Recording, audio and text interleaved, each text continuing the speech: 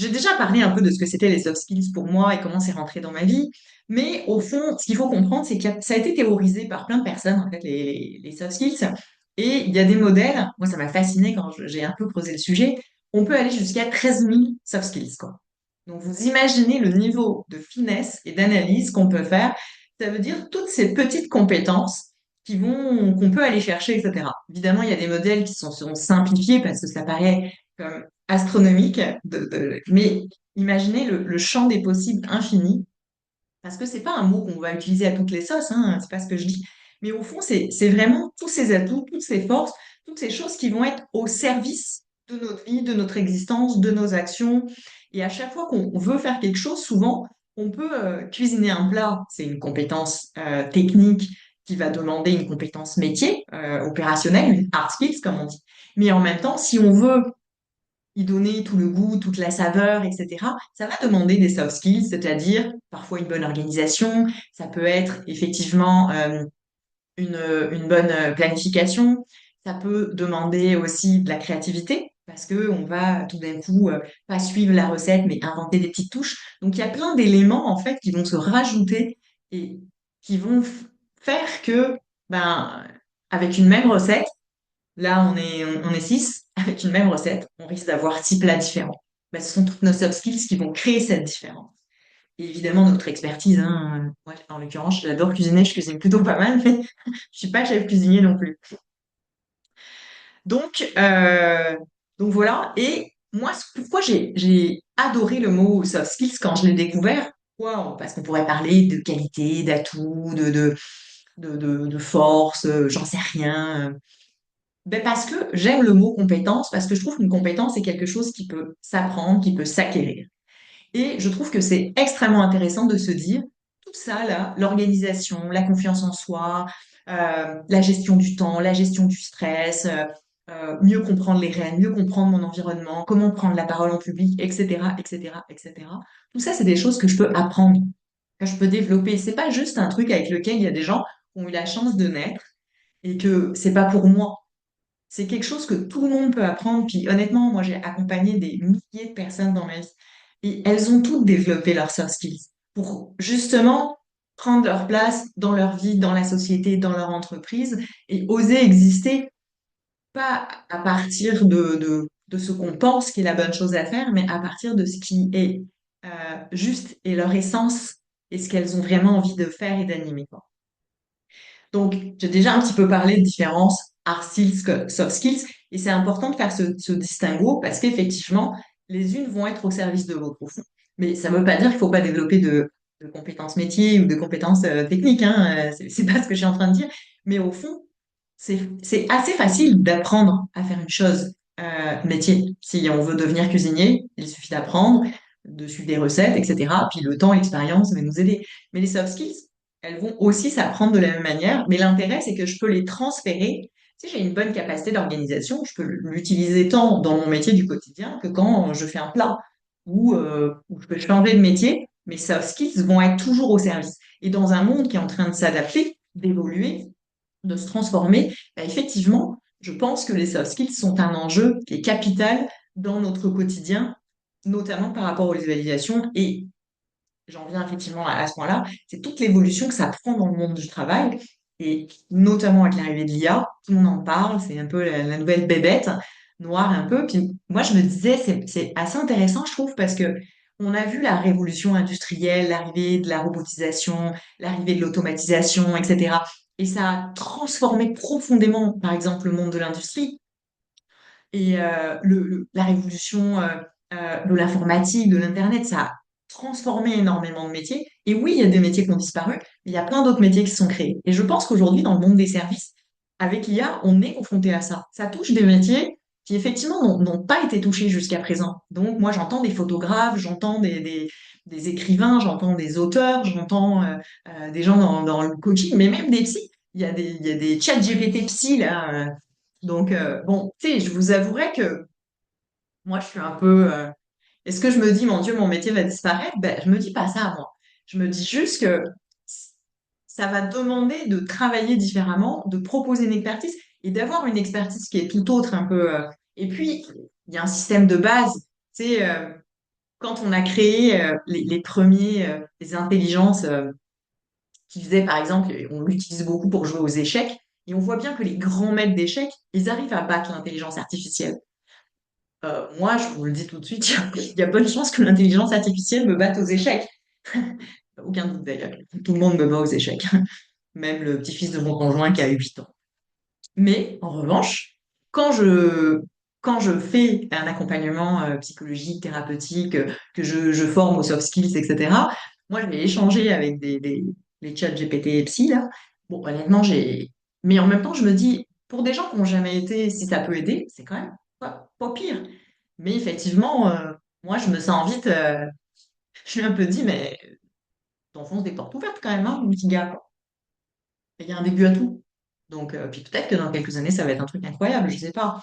Mais en tout cas, je pense que ce qu'il faut comprendre avec ça, c'est que l'IA, elle est une intelligence rationnelle et analytique. Et donc, effectivement, elle est extrêmement forte là-dessus. Et si on cherche à avoir la concurrence de ce côté, il y a peu de chances qu'on gagne, en fait. Mais en revanche, l'IA, elle n'a pas toute l'intelligence émotionnelle humaine, elle n'a pas toutes les soft skills. Tu sais, elle ne fait que répéter des programmes ou des modes conversationnels. Ça ne veut pas dire qu'elle ne fait pas des choses incroyables. Ça veut juste dire que pour le moment, on n'en est pas là et je pense qu'on n'en sera jamais là. C'est toute la force de l'humanité, c'est toute la force de la créativité de l'humain et c'est toutes les soft skills. C'est plus on va les développer, plus on va être en capacité de proposer autre chose, quoi. Parce que tu sais, on parle des photographes, là, je parlais avec un photographe récemment, et il me disait, oui, c'est compliqué, etc. Je lui dis, oui, mais en même temps, il y a une valeur ajoutée énorme que vous apportez. Moi, je faisais une séance photo l'autre jour, et effectivement, le photographe, il m'a mis à l'aise, il m'a dit, bah, parlez-moi de ci, parlez-moi de ça, tiens, au fait, comment vous feriez par rapport à ci. Finalement, je pense qu'il me posait les questions qui l'intéressaient en même temps. Mais, mais en même temps, justement, ça me permettait d'être beaucoup plus à l'aise parce que je parlais d'un sujet qui apporte de la valeur ajoutée. Je crois pas qu'un ordinateur va faire ça. En tout cas, pas encore, hein. Donc voilà. Donc après, en ce qui concerne vraiment le marché, on peut voir dans toutes les études qui sont en train de sortir qu'effectivement, bah, les soft skills aujourd'hui, dans la plupart des offres d'emploi, c'est regardé, c'est demandé. Donc aujourd'hui, les gens mettez si vous cherchez du travail, si vous voulez évoluer, c'est ça beaucoup qu'il faut mettre en avant parce que c'est ce qui commence à ressortir beaucoup. Les écoles sont en train de former aux soft skills. Toutes les grandes écoles s'y mettent. Il y a des enseignements aujourd'hui qui sont en train de se faire. La plupart des organismes de formation sont en train d'en proposer, etc. Donc si vous voulez vous former là-dessus, honnêtement, ça commence on trouve vraiment de quoi faire. Moi, je vous parlerai de ce que je propose, mais honnêtement, il y a pléthore de possibilités. Donc, il est évident que vous devez pouvoir trouver chaussure à votre pied, quoi. Mon objectif étant de vous convaincre qu'il faut faire quelque chose. Euh, voilà, il y a différentes statistiques qui existent. Moi, ce que je trouve intéressant, c'est que déjà en 2019, il y a une étude qui est sortie sur LinkedIn. 92% des recruteurs considèrent que c'est plus important que les compétences métiers. Donc, on voit l'évolution qui est en train de se mettre en place et qui est très, très présente aujourd'hui, mais qui commençait déjà en 2019, quoi. C'était il y a un petit paquet de temps, hein, on se rappelle. Donc, même les PDG d'entreprises ont cette conscience, en fait, que l'enjeu est là et que, parce que c'est aussi toutes nos capacités d'adaptation. Et face à des marchés qui sont en mouvance, face à l'enchaînement des crises, moi j'écoutais l'autre jour un PDG d'entreprise, il nous disait, à une époque, on disait qu'il y allait avoir une crise à peu près tous les 10 ans. Là, si on regarde les 10 dernières années, des crises, il y en avait au moins 3 ou 4. Ça s'accélère. Donc, la flexibilité, l'adaptabilité, l'agilité, qui sont aussi des soft skills, elles doivent se développer pour pouvoir, agir, interagir avec ce qui est en train de se créer constamment. Et ça évite d'être pris dans la peur. Après, c'est un vrai impact forcément sur la performance, sur le bien-être au travail, etc. C'est vraiment l'espèce de combo gagnant-gagnant. Parce que plus on va travailler nos soft skills, plus on va améliorer en général notre communication et notre capacité à collaborer. Améliorer notre communication, c'est pas qu'une histoire de communication bienveillante et de dire bien les choses. C'est aussi de faire passer les messages, c'est aussi de s'affirmer, c'est aussi de dire ce qui va et ce qui va pas. Mais pas dans un esprit de poser des ultimatums, de s'énerver sur un sujet. Plus dans un esprit, c'est de vouloir faire passer des messages, de poser des limites et d'essayer dans quelque chose de constructif. moi, je suis quelqu'un qui ne croit pas qu'il y ait une entreprise parfaite quelque part ou un idéal et que on va trouver le truc de nos rêves. Mais je reste convaincue qu'on a toujours un moyen de faire bouger les choses, quoi. Moi, j'ai vu suffisamment de gens que j'ai accompagnés. C'est tout d'un coup, je pense à une personne que j'ai accompagnée sur un bilan, il venait parce qu'il n'en pouvait plus de son job. Mais quand on travaille le projet, on se rend compte que il ne pourra pas le mettre en place avant un an. Donc, il va devoir rester dans ce travail où il est pendant une année, quoi. Je lui dis, mais il va falloir qu'on chemine avec ça, qu'on travaille avec ça, qu'on trouve des solutions. Parce qu'un an, c'est court et long à la fois, quoi. Et en fait, on a commencé à travailler beaucoup de comportements, d'attitudes, en fait, de skills, quoi, finalement. Et c'est drôle parce qu'au moment où le projet est mis en œuvre, il finit, et qu'on va arriver à la fin de l'accompagnement, il me dit, mais c'est fou, Marie, parce que la réalité, c'est que bah, je vais toujours faire mon projet et j'y tiens. Mais il me dit, mais je suis bien dans mon job, quoi. Franchement, je m'éclate, je suis hyper content d'aller au taf tous les jours, quoi. Il me dit, mais c'est fou, quoi. Juste, tu sais, en changeant d'attitude, en changeant des petites choses, etc. Même collègue, même entreprise, même poste, rien n'a changé. Mais lui, il a transformé ses comportements. Il n'a pas changé, hein. Il n'est pas devenu une autre personne. Mais tout d'un coup, il a changé son fonctionnement sur plein et puis une attitude aussi, hein. Parce que ça peut faire toute la diff, hein. Tu sais, je me rappelle une collègue sur un dossier, elle accompagnait quelqu'un qui était dans le domaine bancaire. Il en pouvait tellement plus de son taf. Il était conseiller bancaire, il venait en short et en tongs à la banque. Vous imaginez bien, ça plaisait pas à beaucoup de monde. Et donc, et le gars dit, mais je vois pas pourquoi je changerais d'attitude. De toute façon, on me donne rien, on me fait rien, etc. Il y a tout un travail qui est fait avec ma collègue, justement, pour développer ses soft skills, pour transformer son attitude, pour lui montrer effectivement qu'il y a peut-être quelque chose de plus constructif à faire. Puis il finit par décider de changer. Donc il ressort le costard cravate, il s'investit différemment, il montre des choses. Et 6 mois après, il était nommé directeur d'agence. Je pense que personne n'aurait parié sur lui à l'époque. Tu sais, il se l'est gagné. Donc je pense qu'il y a vraiment toujours un chemin qu'on peut. Puis je sais, j'ai eu des détracteurs, des gens qui m'ont dit oui, Marie, il y a toujours des exemples, des success stories, mais c'est pas la vraie vie pour tout le monde. Tu sais, mais moi, honnêtement, de mon exemple, c'est euh, c'est la vraie vie pour tout le monde, quoi. Je pense qu'il y a toujours un chemin parce que quand on va au cœur de qui on est et qu'on met en place des actions qui sont justes à partir de qui on est, ben forcément, ça fonctionne, quoi. Et vous verrez, moi, comment j'enseigne, comment je veux mettre en place les choses. Je ne donne jamais des recettes de cuisine ou des idées toutes faites. Je veux pas vous dire vous allez faire A, B, C, D, puis vous allez développer tel truc, vous allez transformer votre comportement. Ce serait extraordinaire, puis si j'avais ça, mais je ne crois pas à ça parce que je suis convaincue que que la manière dont moi je peux gagner confiance en moi, puis passer à l'action avec ça, ou celle que va avoir Karine, ou Lolita, ou Laetitia, ou Michael, Séverine, mais c'est des choses différentes parce qu'on est des personnes différentes. On a une histoire différente, ce qui va nous amener à avoir des comportements différents. Tu sais, moi, on m'a beaucoup jugée pour tout un ensemble de raisons, mais notamment parce que je parle trop. C'est vrai. Je parle beaucoup, c'est vrai. Tu sais. On peut pas se le cacher. Mais, tu sais, au fond, ça, c'est un jugement, puis c'est sûr que ça m'a blessée pendant des années. Puis c'est sûr qu'aujourd'hui, quand les gens me disent «Ah, tu parles trop», ça me ça me crispe toujours un peu, là, tu sais. Mais parce que la réalité, c'est un jugement.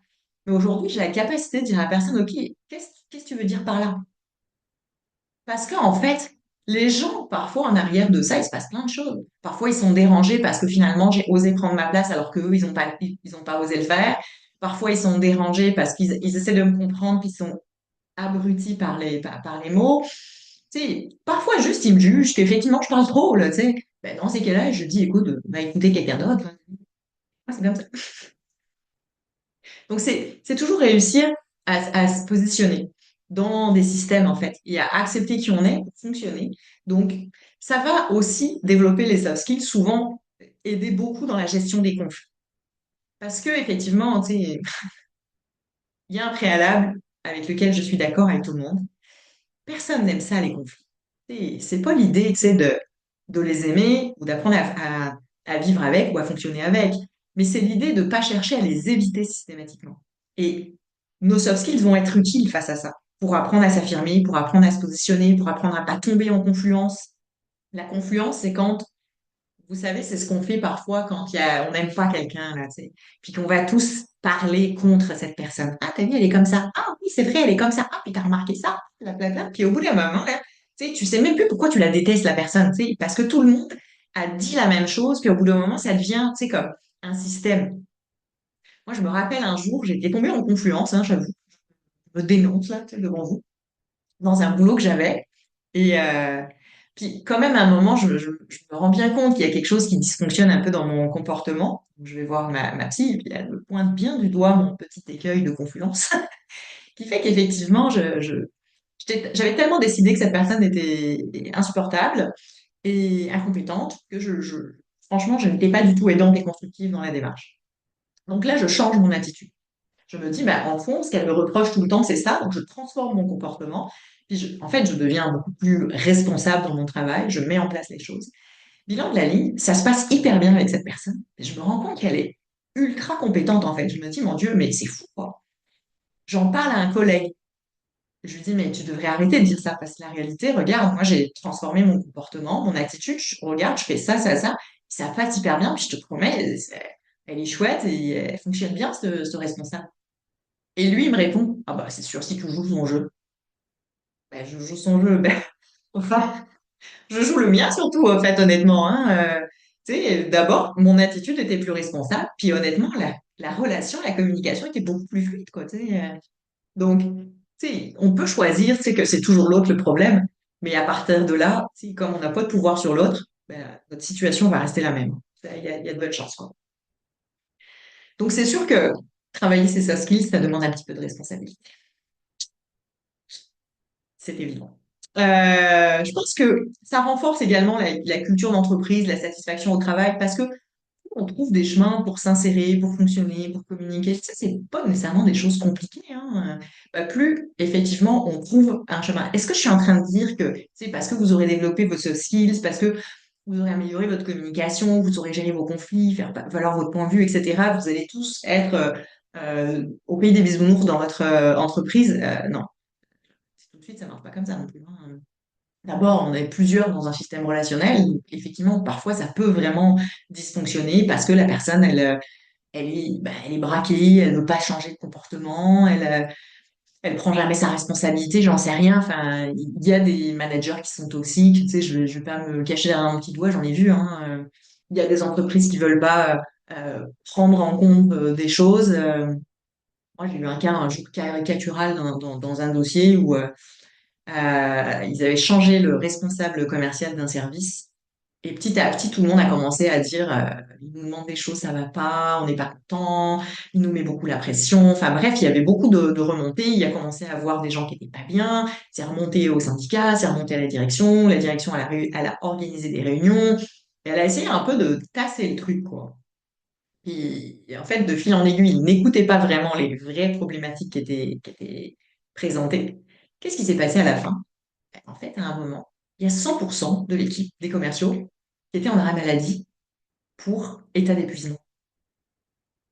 Tu sais, vous faites quoi quand vous avez plus de service commercial? Bah, bizarrement, je vous dis tout de suite, finalement, ils ont licencié le gars. Tu sais, et c'est dommage d'en arriver là, parce que moi, j'ai jamais rencontré cette personne, je ne sais pas comment elle fonctionnait. Peut-être qu'elle y avait moyen, c'est d'améliorer son système.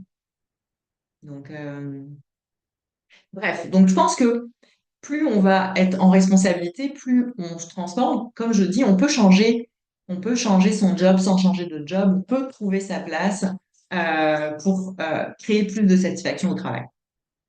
Alors, je pense que les soft skills, c'est vraiment un peu tout ça. Et ça prend de la place, ça prend de l'enjeu, et c'est vraiment quelque chose. Et c'est sûr, je sais aussi que il y a beaucoup de gens qui me disent, mais c'est à mon employeur de s'occuper de ça, c'est à lui de le prendre en charge. Et moi, c'est sûr que ça fait quoi, 15 ans maintenant, je pense que je suis à mon compte. Donc, en fait, mon employeur, c'est moi. Donc, si je ne me choisis pas de me payer mes formations, il n'y a personne qui va me les payer à ma place, quoi, tu sais. Donc, puis en plus, il y a beaucoup de formations que j'ai choisi de faire qui sont finançables parce que ça rentre pas dans toutes les coches qui a décidé les différents critères de l'État français. Et néanmoins, j'avais quand même la conviction que c'était la meilleure formation pour moi. Donc, effectivement, j'ai toujours choisi d'investir de ce côté-là. Et puis, chacun fait bien comme il veut et comme il peut, je l'entends, hein, bien évidemment. Mais néanmoins, je pense que c'est toujours dommage quand on délègue la responsabilité à d'autres. Comme l'époque, là, ça s'est un peu tassé, mais là où on a sorti les responsables de bonheur un peu partout dans les entreprises, là, moi, je disais aux gens, mais t'es sérieux, quoi?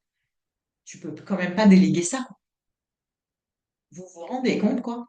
Mais c'est pas, là, pour le coup, là, c'est pas le patron qui va être responsable de votre bonheur, quoi. Franchement, déléguer ça à personne, même pas à votre conjoint, même pas à votre enfant, quoi. C'est votre responsabilité d'être heureux, de trouver votre place à l'intérieur de ça, quoi, pour être satisfait de votre qualité de vie, de tout ça. Mais ça, c'est quelque chose qu'on ne doit jamais déléguer à personne. Sinon, d'ailleurs, c'est trop précieux pour l'autre, quoi. Vous imaginez? Et, oh, tu es responsable de mon bonheur. Mon Dieu, mais ça fait flipper. Quelqu'un qui me dit ça, je pars en couple, quoi. Donc, euh, donc voilà. Alors, aujourd'hui, je vous ai choisi différents soft skills. Donc, moi, dans ma plateforme, j'ai classé les soft skills en quatre grands pôles.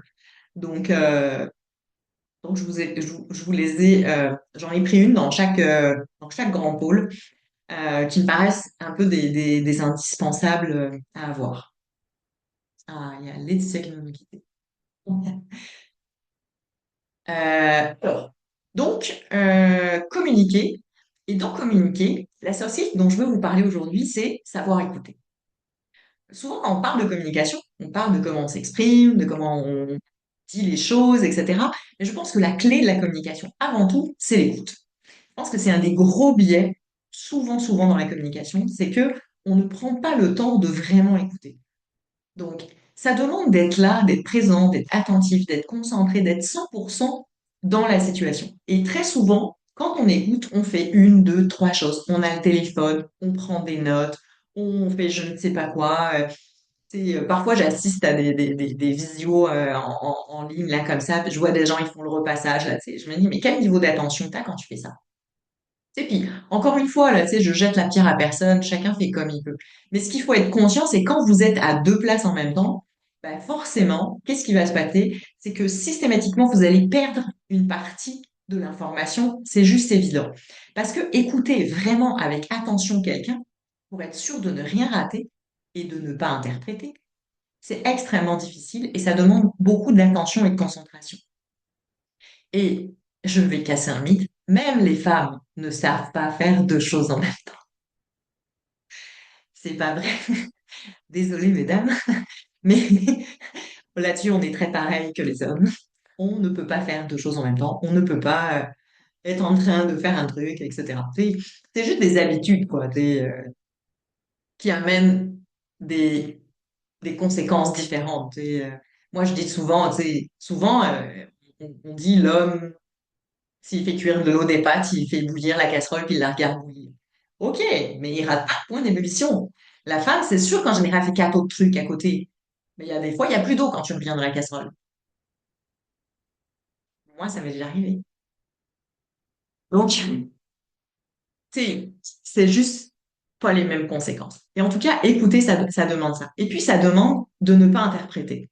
Et ça, c'est la partie qui est la plus difficile dans l'écoute, parce que on va très souvent dire, si quelqu'un vient vous dire, oh, je trouve que ton travail manque de précision, il y a plein de gens qui vont entendre, ton travail est nul. Mais pour autant, ce n'est pas ce que la personne a dit. Et tu sais, je peux saisir l'interprétation, mais ça, c'est une interprétation qui va globaliser, qui va dire, c'est pas ce que l'autre a dit. L'autre, il a dit, ça manque de précision. Évidemment, on peut aller chercher de l'information. Dire, OK, quand tu dis manque de précision, qu'est-ce que tu veux dire? On peut aussi exprimer son vécu, etc. Mais en tout cas, ce qui est important, c'est d'apprendre à écouter vraiment ce que dit l'autre pour pas effectivement interpréter. Moi, pour l'anecdote, un jour, quand j'étais gamine, ma mère avait cuisiné un plat, puis je dis à ma mère, wow, tu t'es un peu lâché sur le poivron. Là, mon père s'énerve en me disant que c'est scandaleux, que je n'ai pas critiqué, que ma mère a fait le repas, que je manque de respect, blablabla. Enfin bon, bref. Puis tu sais, c'est cute la réalité, c'est qu'il défend ma mère, tu sais, et puis c'est vrai, ma mère elle a fait le repas, et, tu sais, mais, tu sais, puis je trouve ça correct de pas critiquer la personne qui a pris soin de préparer le repas, etc. Tu sais. Mais moi, c'est pas mon propos de critiquer, honnêtement, je trouve ça très bon, puis la réalité, j'aime quand même assez poivré. Mais là, honnêtement, je trouve qu'elle s'était comme bien lâchée. Puis une fois que mon père s'est calmé, ma mère, elle dit, quand même, c'est vrai, j'ai beaucoup poivré. Presque elle osait pas le dire parce qu'elle avait presque peur qu'elle aussi elle va se faire engueuler, quoi, tu sais. D'oser critiquer peut-être son propre plat, quoi, tu sais. Mais vous voyez, tu sais, mon père, il m'a interprété quelque part, tu sais. Parce que factuellement, là, tu sais, c'est vrai que elle avait un peu trop poivré ce jour-là. C'était corsé, quoi. Mais bon et mangeable, hein, attention.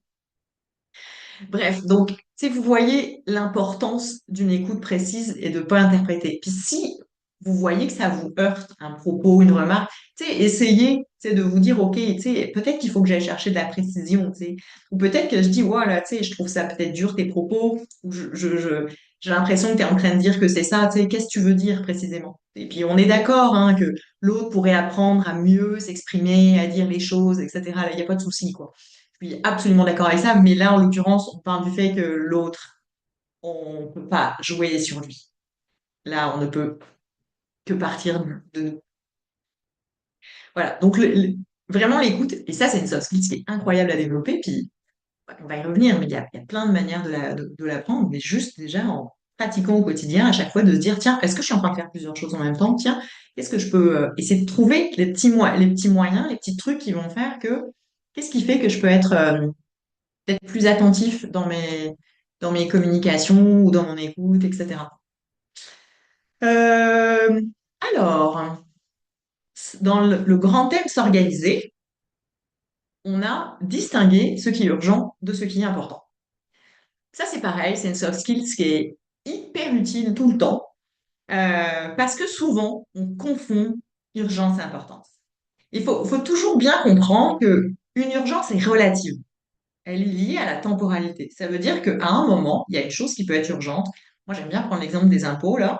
Imaginons qu'il faille payer nos impôts au 2 octobre, là. Je vous promets que là, maintenant, on est le premier, ce serait hyper urgent. Mais le 2, une fois que la deadline est passée, il n'y a pas d'urgence. C'est trop tard. Donc, vous voyez bien que l'urgence, elle est liée à une temporalité. Après, l'importance, elle est vraiment intrinsèque à la tâche. Concrètement, effectivement, l'importance, elle est liée concrètement à la tâche. Donc, si je reviens sur mon exemple d'impôt, bah, évidemment, payer ses impôts, on peut considérer que c'est une tâche importante. Donc là, on serait sur une tâche importante et urgente. Mais il y a des tâches qui sont pas importantes. C'est, j'en sais rien, quoi. Bon, il y a rien qui me vient là. Et je sais pas, moi, se brosser les cheveux, quoi. Ça peut être une tâche bien utile. Est-ce que c'est une tâche importante? Bah, peut-être c'est urgent si vous avez un rendez-vous, un truc, etc. Mais c'est peut-être pas du tout important dans l'absolu, etc. Donc, c'est toujours à chaque fois, et dans vos métiers, dans vos expertises, c'est toujours intéressant. Et plus on a de l'expérience, plus on va faire ça facilement. Mais c'est cette capacité, et elle est là la soft skill, c'est apprendre à être capable d'évaluer au quotidien qu'est-ce qui est urgent, qu'est-ce qui est important. De manière sans arrêt, quand je gère ma planification, quand je gère mes priorités, quand je gère mon quotidien, à pouvoir faire la distinction et de manière à pouvoir arbitrer plus finement sa vie. C'est ça qui va aider d'ailleurs en général à avoir un meilleur équilibre de vie, une meilleure gestion du temps, parce qu'on va pouvoir prioriser les choses, quoi. Parce qu'au fond, quand on ne fait pas ça, ben, parfois on se retrouve et on voit des gens qui le font, ils gèrent des urgences en permanence. Et parfois, on n'est pas l'arbitre. Vous savez, j'avais un jour accompagné une jeune femme. Elle travaillait dans un cabinet comptable et les dossiers s'empilaient. Elle était comme sans arrêt débordée. Et à un moment, je lui dis, mais ok, mais comment vous gérez les priorités? Qu'est-ce qui est urgent et qu'est-ce qui est important? Comment vous faites? Je lui dis parce que j'ai l'impression que vous n'avez pas la bonne information, parce que vous avez différents experts comptables qui vous donnent tous des dossiers. Elle me dit, ah, mais non, on ne fait pas, tout est urgent, ils arrivent, ils nous donnent les dossiers, c'est toujours urgent, important, donc je lui dis, mais c'est pas possible, quoi. Enfin, il y a un truc qui va pas, quoi. Je lui dis, non, non, la prochaine fois que quelqu'un vient vous donner un travail, vous lui demandez si ce que lui il vous donne, c'est plus urgent que ce que vous êtes déjà en train de faire, quoi. Parce qu'à un moment, vous allez devenir folle, quoi. Elle fait juste ça. Il y en a un qui arrive, il lui dit, bah, il faut faire ça en urgence, et elle lui dit, bah, ok, mais je suis en train de faire l'urgence de machin qui est ça. Est-ce que votre urgence est plus urgente que l'autre de l'autre? J'en ai aucune idée. Je vais aller le voir. Puis là, ils se parlent. Bon, il s'avère qu'elle est tombée sur des patrons qui étaient quand même intelligents parce qu'ils se sont dit, il y a un problème, en fait. Effectivement. Bilan de la ligne, dans cette entreprise, le lundi suivant, Ils organisaient une réunion d'équipe pour arbitrer les urgences et les priorités sur l'ensemble des dossiers des experts comptables du cabinet. Réunion qui avait lieu tous les lundis. Non content que ça a changé son travail à elle, ça a changé le travail de tous ses collègues. Tu sais, en posant une question, c'est quoi qui est urgent, c'est quoi qui est important? Bah là, on voit qu'il y a un peu d'écoute, il y a un peu de communication, puis il y a plein d'autres choses en arrière, on est d'accord. Mais c'est ça l'enjeu. Alors, notre soft skills, on adore tous, bien utile, que j'ai classé dans le grand thème passer à l'action, c'est gérer son stress. Gérer le stress, souvent, je trouve qu'on a du mal à comprendre, c'est que souvent on veut gérer notre stress quand on est déjà stressé. On est dans la panade et on se dit que là, c'est l'horreur, tout ça, vite, il faut que je trouve un moyen pour gérer mon stress. Sauf qu'à ce moment-là, c'est hyper difficile à faire. Parce que quand on est dans la panique, quand on est dans la panade, quand on est dans les choses compliquées, c'est vraiment pas facile. Surtout qu'il faut comprendre que le stress, c'est aussi un mécanisme physiologique, physique. C'est-à-dire qu'il y a effectivement des neurotransmetteurs qui vont se déclencher et qui vont amener des réflexes physiologiques, qui vont créer le palpitant, etc. Parce qu'en fait, le stress, c'est géré par notre cerveau reptilien, la base de la base chez nous, qui est tout simplement en train de nous dire, pour lui, c'est comme à l'époque de Cro-Magnon, stress égale danger. Vite, courons nous mettre à l'abri. Forcément, si vous êtes stressé avant de monter sur scène pour une conférence, par exemple, ou prendre la parole devant des gens et que vous vous barrez en courant, ça va poser un problème. Et en même temps, vous n'êtes pas en danger de mort à ce moment-là. Mais si on n'a pas anticipé tout ça, et au fond, l'idée de la gestion du stress, c'est d'apprendre à se dire, OK, qu'est-ce qui me fait du bien dans mon quotidien pour éviter que le stress il monte trop? Quand effectivement je sens qu'il y a des petits éléments qui vont être inquiétants, si je suis quelqu'un qui a de la difficulté à prendre la parole en public, je sais que quand il va y avoir un moment où je vais devoir le faire, le stress va arriver. Comment je m'en occupe au moment où ça va bien? Donc peut-être un jour, 2 jours avant ou 1 heure, 2 heures avant, j'en sais rien. C'est moi là, je donne cette formation. Est-ce qu'il y a un peu de stress avant? Bien sûr. Il y a un stress positif, il y a l'émulation, comme je vous disais, l'idée d'exceller, de bien faire les choses, de transmettre un message, etc. Évidemment que tout ça est là et tout ça, c'est le stress positif. Mais à un moment, je sais que je peux glisser dans l'idée de performer ou j'en sais rien. À ce moment-là, je peux avoir des pensées qui vont venir, je vais commencer à me juger ou à vouloir me comparer, etc. Tout ça est lié au phénomène de stress. Donc, il y a plein de manières de pouvoir le gérer, hein. Il y a des gens qui font de la méditation, il y a des gens qui font de la respiration, il y a des gens qui font de l'ancrage. Moi, honnêtement, ma technique, quand je vais faire des interventions, je me prépare bien à l'avance, j'ai tout préparé, puis il est comme 2 heures avant, où là, le stress commence à monter, je fais tout et n'importe quoi qu'occupe mon esprit pour pas qu'il pense. Donc, je vais faire des... Là, je suis en travaux chez moi, je me suis occupée d'enlever des zips sur les ports, des machins, j'ai parlé à Pierre, Paul, Jacques, les ouvriers, là, tu sais, de la pluie, du beau temps, n'importe quoi, là, tu sais, pour que mon cerveau, il n'embarque pas dans tous les schémas que je vais pouvoir avoir. Donc, j'oblige mon cerveau à ne pas aller sur les sujets qui pourraient me préoccuper. Ça fait que j'arrive, je suis sereine. Tu sais, j'ai évité de... Tu sais, j'avais tu sais, c'est comment on se conditionne soi-même. Parce que si on laisse le petit moulin embarquer, mais forcément, le stress ne peut qu'augmenter. Donc, tout l'enjeu, en fait, c'est comment vous pouvez mettre en place des mécanismes plus tôt. Parce que plus on va attendre, plus le phénomène va empirer. Puis on peut aller sur des crises d'angoisse, d'anxiété, sur des burn-out, sur des états dépressifs, etc., hein. Trop de stress peut mener à tous ces dérivatifs, quoi. Donc c'est vraiment important parce que le risque, c'est la paralysie, hein. Alors, maintenant, on va parler de confiance et estime de soi. Pareil, petite soft skills que tout le monde adore. Alors elle, je pense qu'elle a fait couler de l'encre partout sur la planète. 1 million de formations sur le sujet. Et c'est sûr que, commencer un peu à le comprendre, moi, mon approche, elle est jamais... je suis toujours un peu surprise quand on voit des tas de formations qui disent, si tu fais ça, ça, ça, tu vas avoir confiance en toi, tu vas développer l'estime de toi, etc. Ça a l'air comme génial. En 10 leçons, tous tes problèmes sont réglés. Écoutez, moi, j'en suis quoi, à presque 20 ans de thérapie. J'ai parfois toujours des problèmes de confiance et d'estime de moi. Mais globalement, ça va. Je pense que je suis compétente, je pense que je suis une bonne personne. Tu sais, je reconnais beaucoup de valeurs chez moi. Mais tu sais, la réalité, c'est que c'est plus une sinusoïde. Et puis, ce qu'il faut comprendre, c'est de jamais confondre, et on les confond beaucoup trop, estime de soi et confiance en soi. Comment les distinguer? Bah, au fond, c'est assez simple. Si je me dis je suis nulle, ça, c'est un problème d'estime de moi. J'attaque ma personne intrinsèque, mon individualité, qui je suis profondément. Mais si je me dis je suis pas capable d'aller parler à cette personne, là, c'est plus un problème de confiance en soi. Parce qu'on est sur un problème qui est extérieur à nous. Vous voyez? C'est quelque chose qui est de l'ordre du système relationnel ou de l'objet, quoi que ce soit. C'est pas lié à ma personne en tant que telle. C'est je suis pas capable de faire telle ou telle chose. On est sur une action, en fait. Et c'est souvent ça qui va nous permettre de vraiment distinguer la différence entre confiance et estime. La confiance en soi, plus vous allez renforcer votre estime de soi, plus ça va être facile. Néanmoins, on peut avoir une bonne confiance en soi, avoir une bonne estime de soi, puis parfois manquer de confiance parce qu'on a des doutes, parce qu'on a des préoccupations. Moi, j'avais accompagné un client qui avait une bonne confiance en lui, honnêtement. Tu sais, il avait quand même conscience qu'il était une bonne personne, etc. Et voilà. Mais à chaque fois, il voulait draguer une fille et essayer de rentrer en relation avec une jeune fille. Il était très mal à l'aise. Puis il me dit, bah, voyez, l'autre jour, j'étais dans un bar, j'ai vu une jeune fille qui me plaisait bien, puis j'ai pas osé l'aborder parce que je me suis dit que j'avais peut-être pas la bonne tenue, peut-être que j'avais pas la bonne attitude, peut-être que j'allais pas faire ci, peut-être que j'allais pas faire ça.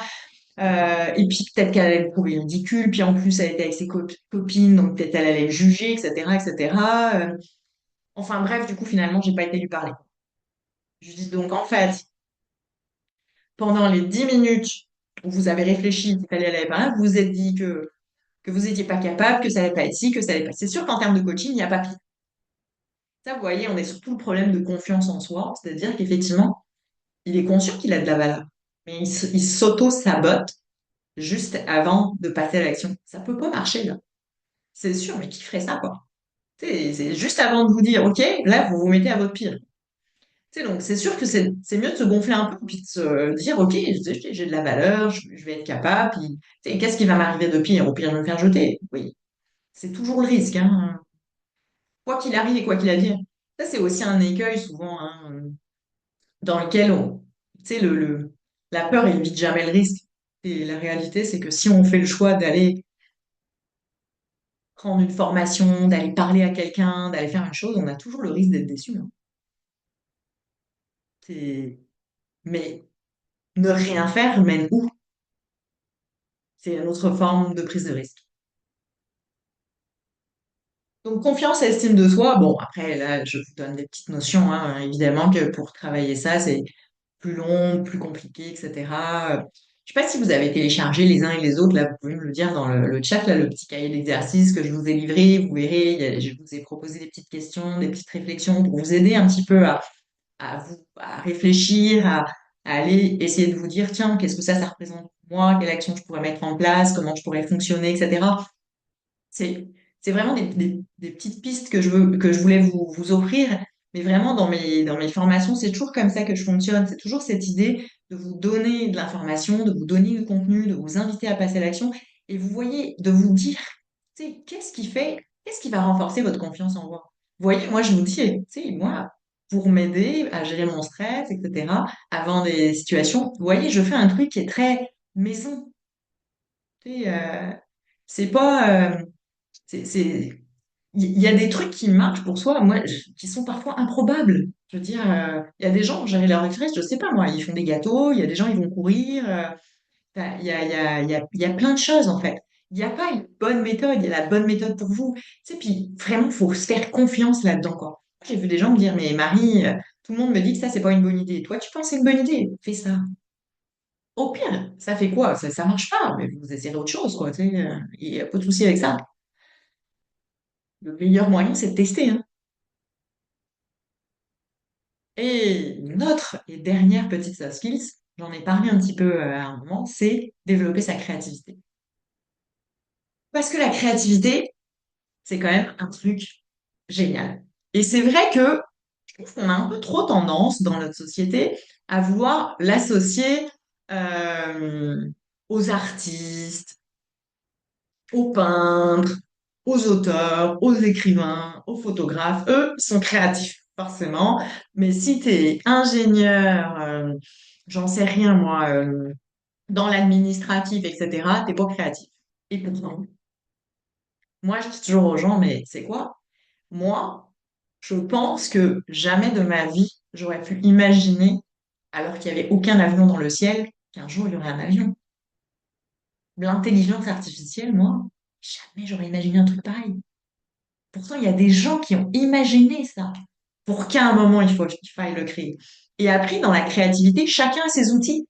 Bah, effectivement, le peintre, c'est des pinceaux et l'ingénieur, c'est des mathématiques. Mais à la fin, la créativité, c'est la même. Et la créativité, c'est cette capacité qu'on a à penser, à imaginer les choses. Et bah, moi, dans mon domaine, on crée notre vie. C'est quoi les outils? Et tous les outils qu'on a au service, c'est nos soft skills. Et ça nous permet effectivement aussi de développer. Et la créativité, elle se développe avec la pratique, avec sortir de son cadre de référence, avec plein de petites choses qui peuvent nous aider au quotidien. Parce que les soft skills, j'en ai pas parlé, mais ce sont des choses qui sont très reliées les unes aux autres. Donc, travailler sa confiance en soi va aider, j'ai dit, l'estime de soi, mais il peut aider à la gestion du stress, peut aider aussi à la communication, etc. Pas les choses qui sont, tu sais, comme séparées les unes des autres. À chaque fois qu'on va travailler une, on va souvent gagner sur l'autre. Et c'est ça qui est génial, c'est que on travaille sur plusieurs plans et sur plusieurs espaces en même temps, quoi. Donc, on apprend beaucoup. Moi, il y a la soft skills que j'ai beaucoup travaillé, c'est sortir des jugements. Très utile au demeurant, parce que c'est pas très chouette de juger les gens. Mais mon Dieu, que j'ai. Et puis moi, quand j'ai démarré à travailler sur moi, puis que j'ai sûr que oh, je disais, mais non, moi, je juge personne. Mon Dieu, c'est moche, moche, moche. Oula, moi, je suis une bonne personne, on se rappelle. Donc, non. Euh, oui, il est dans le mail. Effectivement, il est dans le mail et dans le lien, etc. Normalement, vous pouvez le trouver. Et dans tous les mails que vous avez fait, j'ai dû envoyer 2 fois. Euh, je me suis perdue parce que j'en notais. Euh, mince, qu'est-ce que je disais? Ça, c'est tout noir. Vous voyez? On saute du coq à l'âne et youp, ma pensée s'est évaporée. Il faudrait que je fasse replay. Il y a quelqu'un qui se souvient aujourd'hui? La Dans la créativité. créativité, Hein? Créativité. Tu nous parlais de la créativité et de toutes les possibilités où on pouvait l'intégrer. Ah oui, oui, oui, oui, oui, oui, c'est ça. Donc, la créativité, c'est vraiment tout ce qu'on peut mettre au service de notre vie, de comment on s'invente, on se réinvente, etc. Et ça peut vraiment nous permettre de nous propulser. Et c'est toujours... Non, je parlais du jugement, c'est ça. C'est parce que je voulais vous montrer comment, effectivement, toutes les soft skills, elles se connectent, elles s'interconnectent. Et parce que justement, on parlait de créativité, et je voulais vous montrer que il y a pour développer ça, ça demande de connecter. Et moi, je donnais mon exemple sur les jugements parce que, effectivement, quand j'ai commencé à travailler ça, que j'ai accepté ça, que j'ai commencé à sortir des jugements, mais qu'est-ce que ça a renforcé mon écoute, ça a renforcé mon estime de moi. Ça m'a permis, effectivement, d'avoir une meilleure communication. Ça m'a permis de développer de la tolérance. C'est incroyable ce que ça a changé. Donc, forcément, tout est dans tout. Donc, maintenant, comment on développe ces fameux soft skills? Bah, si vous avez un peu suivi l'affaire, évidemment, une des premières choses, c'est l'auto-observation et les feedbacks constructifs. Parce que je pense que c'est une clé hyper importante et ça, c'est accessible à tout le monde. C'est-à-dire se dire, bah tiens, je vous ai mis dans le cahier d'exercice d'ailleurs une liste de tous les soft skills que vous trouvez sur Bigger, mais vous pouvez en taper d'autres. Et je vous invite vraiment à vous évaluer, à vous dire, OK, bah moi, sur cette soft skills, sur une échelle de 1 à 10, où est-ce que je pense que je suis? Est-ce que je pense que je suis bon? Est-ce que je pense que je suis moyen? Est-ce que je pense que je suis pas très bon? Et puis, honnêtement, l'objectif de ça, c'est d'être hyper honnête avec soi-même. L'auto-évaluation demande toujours beaucoup d'honnêteté et de sincérité vis-à-vis de soi. C'est correct que parfois, on n'arrive pas à savoir. Et il faut comprendre deux choses dans l'auto-évaluation. D'abord, on a tendance toujours à être plus dur avec soi-même que la réalité. Donc, si vous voulez vous mettre un 3, bah, peut-être vous dites, allez, je vais mettre un 4. Marie a dit qu'on était toujours dur avec soi. Rajoutez-vous un point ou deux, pas besoin. Et puis, c'est vraiment l'honnêteté. Parfois, on peut tomber dans l'excès inverse, un peu de se dire, tiens, je vais me rajouter, non, mais allez, ça va, etc. tu sais. Mais en fait, l'idée, c'est d'être honnête avec soi-même. Et au fond, il y a beaucoup de subjectivité, puis c'est correct. L'auto-évaluation est subjective. Ce qu'on veut savoir, c'est comment vous percevez. Et il n'y a personne qui va venir vous juger ou vous donner votre avis ou quoi que ce soit. C'est quelque chose que vous faites pour vous. Donc, de vous à vous, sincèrement, et de vous, ce que vous en pensez. Et les feedbacks, c'est assez intéressant. C'est ce que les gens, je vous donnais l'exemple au début, là, tu sais, que moi, quand j'étais plus jeune, on me disait tout le temps, tu parles trop. Ben, ça, c'est pas vraiment un feedback constructif, mais néanmoins, c'est un feedback. Et puis, on peut le balayer en disant c'est faux, ou on peut le dire, OK, si tout le monde me le dit, il y a quand même quelque chose qui part de moi, là, tu sais. Donc, effectivement, c'est comment je chemine avec ça et qu'est-ce que je choisis d'en faire. Est-ce que je dis, bah, tiens, c'est une force ou c'est une qualité, ou peut-être qu'il faut que je fasse aussi attention parfois, là, tu sais. On peut transformer nos comportements. Puis après, on peut aller chercher du feedback auprès des gens, de dire, bah tiens, c'est quoi les qualités, c'est quoi les atouts, c'est quoi les forces, tiens, sur tel truc, est-ce que tu trouves, comment tu trouves que je me situe? Tu sais, puis moi, j'ai mis une cotation là, de 1 à 10, là. Vous pouvez coter différemment, hein. Un peu, beaucoup, passionnément, à la folie, pas du tout. Tu sais, trouver, si, tu sais, les enfants, ils font comme ça, petit, moyen, grand.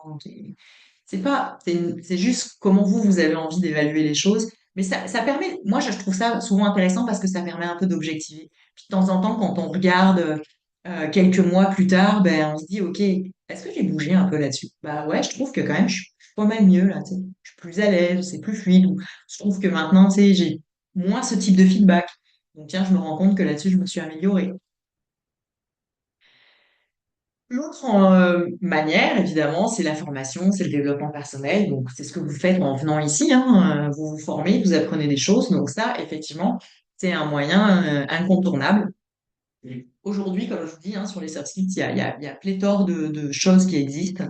Donc, du 100% en ligne, du 100% présentiel, du distanciel, du mix and match. Il y a plein de possibilités à travers des cours en ligne, à travers des masterclass, à travers des accompagnements, à travers du coaching, à travers de la thérapie.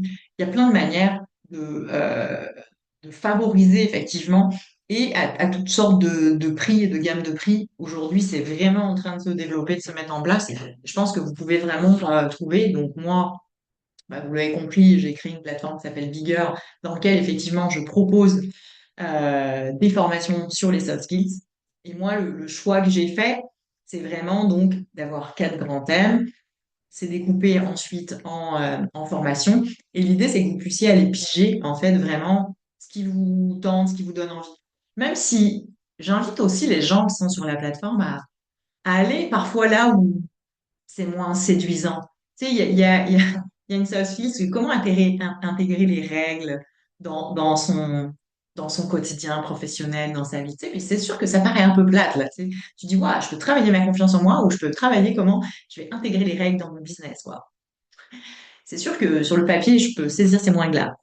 Et néanmoins, je pense que cette soft skills, elle est hyper intéressante parce que moi, je suis psy, je dois défendre de règles, de déontologie, d'une certaine pratique, etc. Si j'en suis pas consciente, quand j'arrive dans une entreprise ou dans une équipe, si je connais pas les règles de fonctionnement, si je comprends pas les règles, si je comprends pas les a priori, etc., si je sais pas comment fonctionne l'organisation, comment je vais faire pour m'insérer? Constamment, on va me dire, ça fonctionne pas.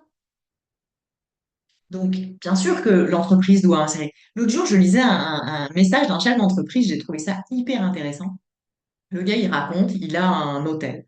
Il engage une femme de ménage et d'accueil, etc. Puis elle a de la compétence, elle a de l'expertise, donc parfait, il est hyper content. Et puis go. Et puis ça se passe pas très bien. Il y a des remarques que là, le ménage n'est pas fait comme ci, que là, le truc, il a été pas fait comme ça, etc. Et donc, à chaque fois qu'il a un client qui lui fait un feedback, il va voir la personne et puis il lui dit, ben ça va pas, ben ça va pas. Puis, sa mère, elle commence à être tannée, la jeune femme. Et à un moment, elle finit par lui dire, et si vous n'êtes pas content, vous avez qu'à me virer. Lui, il n'a pas du tout envie de la virer. Parce qu'en plus, son hôtel, c'est un peu au milieu de nulle part. Alors, j'imagine des salariés, il n'en a pas 500 000. Puis, il se dit, mais quand même, je l'ai embauché, je machin. Puis, il se dit, en même temps, je l'ai jamais formé. Parce qu'elle savait, parce qu'elle connaissait le job, je l'ai jamais formé. Il a fait comme retour arrière, il a appuyé sur reset, il l'a appris comme si c'était une nouvelle salariée, il l'a accompagnée, il lui a présenté tout le truc, il l'a formée. Et aujourd'hui, la fille, elle cartonne, elle fait aucune erreur et elle est hyper contente. Et lui aussi. Tu sais, là, c'est le patron qui a pris sa responsabilité, puis c'est vrai, c'est son écueil, tu vois. Mais elle, quand elle est arrivée, puis qu'elle a vu qu'elle n'en avait pas les formations, elle aurait pu aussi en demander, de se dire, OK, c'est quoi les règles, c'est quoi les modes de fonctionnement, c'est quoi les niveaux d'exigence, etc. dans cet établissement. Tu sais. Donc, même sa soft skills qui peut paraître plate, elle fait sens aussi dans nos systèmes. Tu sais, mais même quand on arrive chez les gens, etc., aujourd'hui, moi j'ai des amis chez qui t'arrives, bah, par exemple, ils font enlever ses chaussures à l'entrée. Tu sais, c'est tout. C'est des règles dans cette habitation. Tu sais, donc, tout le monde a ses manières de faire. Et quand on est chez les gens ou chez les autres, si on veut vivre société, bah, il faut trouver des chemins pour s'adapter les uns aux autres. Donc, ça peut paraître un peu plate, mais je pense que... Voilà. Bref, en tout cas, sur Bigger, vous avez donc 72 cours qui vous permettent effectivement de vous former un peu à votre rythme, etc. Et je vais lancer un nouveau programme, il s'appelle Plénitude, où là, c'est plus un accompagnement proximité. Vous aurez accès à des rendez-vous avec moi, à des rendez-vous de groupe. Et évidemment, je vous donnerai l'accès à la plateforme également, mais là, je vais prendre que 10 personnes. Donc, s'il y a des personnes qui sont intéressées, vous me contactez et puis on en parlera. L'autre méthode pour développer les soft skills, c'est les passages à l'action et les mises en situation. C'est-à-dire que c'est à chaque fois qu'on est in situ, dans nos situations de vie, dans les, la réalité de notre quotidien ou de notre vie professionnelle, que là, on va être en capacité de transformer et de passer à l'action. Et au fond, la vie est source d'apprentissage. Parce que à chaque fois qu'on va être confronté à des situations, on peut choisir, tu sais, comme ne rien faire et de voir le train passer. Mais on peut aussi, tu sais, revenir à soi puis de se dire, OK, qu'est-ce qui se vit là? Qu'est-ce qui se passe là? En fait, c'est le moment où on tourne la caméra vers soi puis on s'observe, on se regarde aller. Et c'est ça qui va permettre et en général favoriser des transformations puis des changements. Et tout changement va passer par le passage à l'action. C'est parce que j'ai compris, j'ai intégré, j'ai pris conscience que je choisis de faire quelque chose de différent. Moi, j'aime beaucoup parler du processus de changement créateur qui se fait en 7 étapes. La dernière étape étant le passage à l'action. La première étape étant la prise de conscience. Donc, ce que je vous disais, dans l'auto-observation et l'auto-évaluation, on est sur la partie prise de conscience. Après, les autres étapes, pour l'information, c'est l'acceptation, c'est-à-dire, oui, j'accepte que je suis comme ça, que je fonctionne comme ça, que j'ai cette limite, que j'ai cet écueil, que j'ai cette force. Parce qu'il y a des forces hein, qu'on a du mal à accepter, il ne faut pas croire. Ensuite, c'est la responsabilité. Tu sais, je suis responsable de mon fonctionnement, de la manière dont j'agis et j'interagis à partir de qui je suis. Ensuite, c'est l'analyse, c'est-à-dire aller comprendre qu'est-ce qui joue en arrière. Pourquoi je fonctionne comme ça? Tu sais, il n'y a pas de hasard dans la vie. On choisit, mais on fonctionne toujours à travers une histoire de vie qui est toute différente. Chacun a sa raison de fonctionner d'une certaine manière. Moi, pourquoi j'ai beaucoup parlé? Je pense que j'écoutais beaucoup tout mon entourage, toute ma famille, etc. Donc en fait, dès que j'étais hors de ça, j'ai comme... On m'écoutait pas tellement chez moi. J'étais celle qui écoutait. Je pense que dès que je sortais de chez moi, j'avais besoin de parler, parler, parler, quoi. Tu sais, j'en sais rien. Tu sais, je pense qu'il y a beaucoup de ça, quoi. Donc, mais j'imagine que c'est d'autres gens, c'est d'autres histoires de vie, d'autres systèmes de fonctionnement. Et donc, analyse. Ensuite, dire. Donc, c'est exprimer en fait les choses. Tout changement va passer un moment par se dénoncer dans un fonctionnement, dire les choses. Si je reprends le jugement, là, que j'ai beaucoup travaillé, et effectivement, j'ai beaucoup cessé de me juger puis de juger les autres, mais ça m'arrive quand même de le faire. Est-ce que ça fait de moi une mauvaise personne? Non. Mais est-ce que ça fait de moi un être humain? Oui. Mais l'important, c'est pas que je le fasse, c'est que quand je le fais, je m'en rends compte, puis je suis capable d'arrêter de le faire. Ou de continuer, puis c'est beaucoup moins constructif, mais qui ne va pas améliorer mes systèmes relationnels. Peut arriver, mais en même temps, tout dépend du système. Tu sais, si c'est quelqu'un de proche qui est important pour vous, puis que vous jugez quelque chose chez cette personne, c'est sûr que je vous invite à vous responsabiliser vis-à-vis de ça, puis d'aller en parler avec la personne. Maintenant, si vous jugez que la boulangère est insupportable parce que vous trouvez qu'elle vous a mal parlé l'autre jour, tu sais, vous pouvez changer de boulangerie, là, tu sais, il y a rien à régler nécessairement, hein. Enfin, vous pouvez, hein, mais c'est pas obligé. Sixième étape, c'est inventer des nouvelles voies. Donc là, on est à nouveau sur cet espace de créativité. Qu'est-ce que je peux faire de différent que j'ai jamais fait maintenant que j'ai compris les fonctionnements? Parce que si on ne choisit pas de faire autre chose, bah forcément, on va toujours avoir les mêmes résultats. Si on passe sa vie à attendre que l'autre change, tu sais, il se passera rien. Moi, je vois parfois des gens qui me disent oui, mais l'autre, il pourrait fonctionner comme ci, puis ce serait plus simple. Ok, mais si l'autre, il change jamais, est-ce que toi, tu es prêt à faire avec? Ou est-ce que tu peux transformer quelque chose qui fait que ce soit plus simple pour toi? Et puis, tout est une question d'équilibre. Moi, je raconte souvent cette anecdote, mais mon conjoint, il râle beaucoup. Et parfois, ça me tanne énormément. En même temps, vous me direz français, hein. On râle bien les Français, nous, on aime ça, tu sais. Mais néanmoins, c'est pas toujours. Puis à un moment, je lui dis, tu pourrais pas arrêter de râler, s'il te plaît, ce serait comme génial. Puis lui, il m'aime, il est sympa, il me répond, bien sûr. Là, ça me saisit, en fait. Je lui dis, mais tu peux pas répondre aussi vite, c'est impossible. Tu te rends pas compte, c'est un truc important, tu fais quand même souvent, tu ne crois pas que tu vas y arriver comme ça, quoi, tu vois. Il dit, non, mais si ça te dérange, moi, ça me fait plaisir et tout.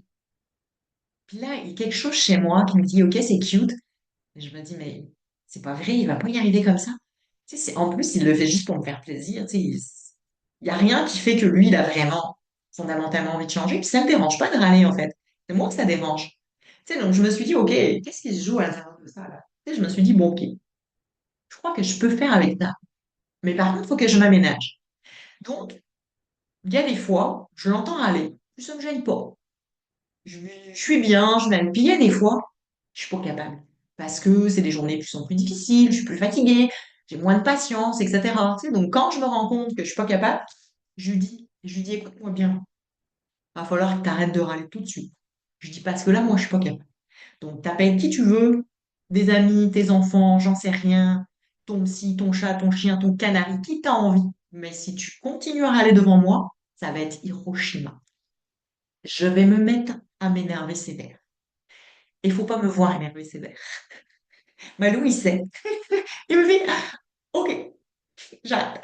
Il arrête direct d'ailleurs, hein, tu sais, parce qu'il sait, c'est pas tout le temps, là, tu sais, mais vous voyez, tu sais, c'est le moyen que moi j'ai trouvé. Tu sais, il y a des moments où je suis capable, des moments où je suis pas capable. C'est la vie. Puis donc on se responsabilise. Tu sais, c'est une nouvelle voie que j'invente qui fonctionne dans le système, quoi, tu sais. Fait que, il continue à râler, je vous rassure. Et moi, je développe énormément de patience. Ben, soft skills, soudainement.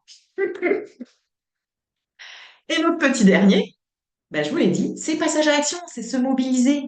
Et ça peut paraître bête, hein, tu sais, parce qu'on se dit, mais si j'ai tout compris le processus, que j'ai dit les choses, que j'ai compris ce qu'il fallait que je fasse, je passerai pas à l'action. Parfois, la passer à l'action est extrêmement dur. Parce qu'au moment où on veut passer à l'action, ben, parfois on fait un pas en arrière, puis on se dit, ben non, je peux pas faire ci, ben non, ceci, il y a les jugements, il y a la peur, il y a plein d'autres choses qui peuvent venir se jouer. Ça veut juste dire, OK, ben, je suis pas prêt, je retourne, je retravaille, je refais la boucle. Puis j'y retourne, tu vois. C'est pas se dire que j'ai échoué, tu sais. C'est juste de se dire que bah, faut faire une passe. Puis parfois, on en fait une, deux, trois, quatre, cinq. Moi, je me souviens un jour, je travaillais sur un sujet, mais chaque fois, je disais, ouais, je sortais de ma séance de thérapie avec Mathilde, je disais, ouais, je vais le faire, et tout. Et j'arrivais, je me disais, ah non, je vais pas le faire. Je revenais avec Mathilde, je disais, non, je vais pas faire. En fait, ça m'a fait blablabla. J'ai joué à ça, bon, j'ai pas 10 séances au moins. Tu sais, puis c'est pas grave, là, tu sais. J'ai énormément appris sur moi, sur cette relation, etc. Et c'est ce qui a tout changé, en fait, à la fin. Donc, Donc, les passages à l'action, c'est hyper important, quoi. Ben, voilà un petit peu tout ce que je voulais vous dire. Mes points essentiels à retenir, que les soft skills, c'est des compétences transverses, socio-personnelles au service de votre vie et de votre métier, qu'elles sont d'ores et déjà essentielles pour le monde professionnel d'aujourd'hui et encore plus celui de demain, qu'elles contribuent évidemment à la performance individuelle et au bien-être personnel, comme à la performance de l'entreprise et à un climat agréable et sociétal plus confortable, qu'elles sont d'ores et déjà présentes dans votre vie. Vous en avez plein des soft skills. C'est juste évident, quoi. Tu sais. Donc, développez-les, formez-vous régulièrement, tu sais, cultivez-les, tu sais, pour qu'elles prennent toute l'ampleur et que vous puissiez être les personnes incroyables que vous êtes vraiment pleinement, quoi. Et dans chaque sphère de votre vie. Moi, je crois tellement à ça, tu sais, et je reviens dans ma présentation où je vous disais que j'avais entamé ce travail. Moi, ça a changé toute ma vie. Aujourd'hui, j'ose être moi. Tu sais, parfois, j'ai des écueils, puis je suis toujours en train de travailler, mais je trouve que c'est tellement incroyable d'oser être soi pleinement dans nos systèmes relationnels, dans notre vie professionnelle, etc. Quoi, tu sais. Ça change. C'est plus facile, hein, honnêtement. Moins fatigant aussi. Hein. Et donc, c'est des compétences, comme je vous disais, qui sont utiles pour toute la vie. Il n'y a pas d'obsolescence. Donc, c'est génial, quoi, parce que bah, on investit vraiment avec joie et bonheur là-dedans. Puis, vous voyez, il y a plein de manières de les développer, quoi. Euh, tu sais, on peut se débrouiller en faisant des petits pas de son côté, on peut se faire aider, on peut trouver des ressources diverses et variées, et c'est ça qui est incroyable, quoi. Mais en tout cas, j'espère vraiment que vous comprendrez que je crois à 2000% que tout le monde devrait développer ses soft skills. Voilà tout ce que je voulais vous dire. Merci. Est-ce que vous avez des questions